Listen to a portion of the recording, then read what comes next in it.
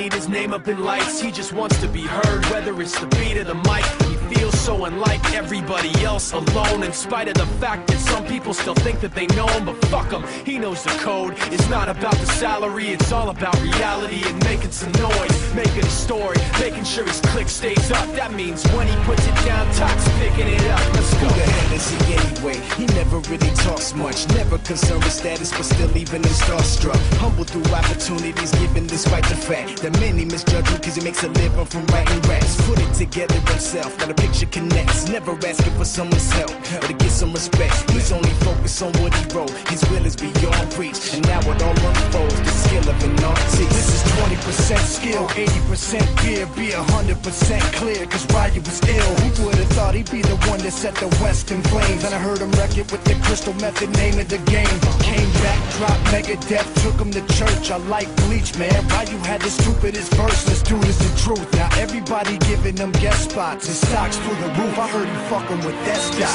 This is 10% luck, 20% skill, 15% concentrated power of will, 5% pleasure, 50% pain, and 100% reason to remember the name. They call him Ryu, he's sick and he's spitting fire and Mike got him out the dryer, he's hot. Found him in Fort Minor with top, but a fucking nihilist porcupine. He's a prick, he's a cock. The type women wanna be within rappers, hope he gets shot. 8 years in the making, patiently waiting to blow. Now the record with your notice taking over the globe. He's got a partner in crime, his shit is equally dope. You won't believe the kind of shit that comes out of this kid's throat.